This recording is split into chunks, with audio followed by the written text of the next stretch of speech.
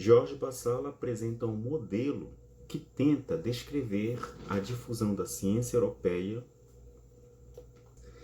e essa difusão teria acontecido, segundo o modelo, em 3 fases. Na primeira, a partir do século XVI até o século XIX, aproximadamente, outras regiões do mundo, geralmente colônias europeias, né, servem apenas como fontes de dados para a ciência europeia.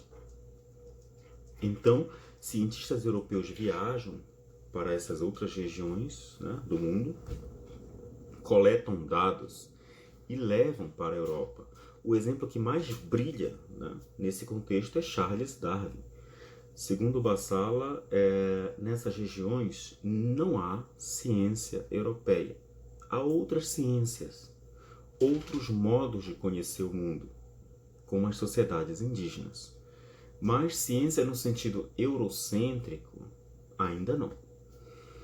Nem todas essas regiões, né, eram colônias da Europa. Por exemplo, Rússia, Japão, Índia e China também serviram como fontes de dados para a ciência europeia, né? Na segunda fase, as colônias já começam a ter os seus próprios cientistas. Porém, essa ciência colonial ainda é dependente da ciência europeia. O cientista colonial, que pode ter nascido na colônia ou não, estudou formalmente na Europa, ou caso não tenha recebido, né, uma instrução formal, pelo menos leu livros de cientistas europeus, usou as teorias e os métodos de pesquisa elaborados por cientistas europeus. E ainda, ele precisa publicar em periódicos europeus em idiomas de lá, como o inglês, por exemplo.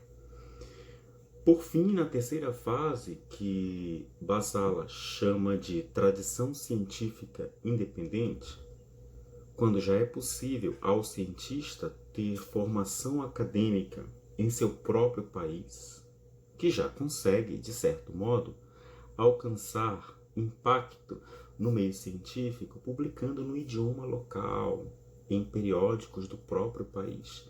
Os cientistas locais já possuem alguma independência na elaboração de teorias e abertura de campos de investigação, além de receberem apoio financeiro do governo.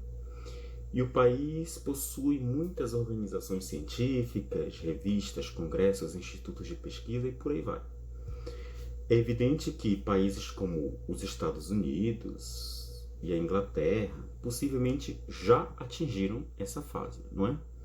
Mas há outros países que exportaram intelectuais de muito impacto, publicando inicialmente no idioma local e foram, de certa forma, inovadores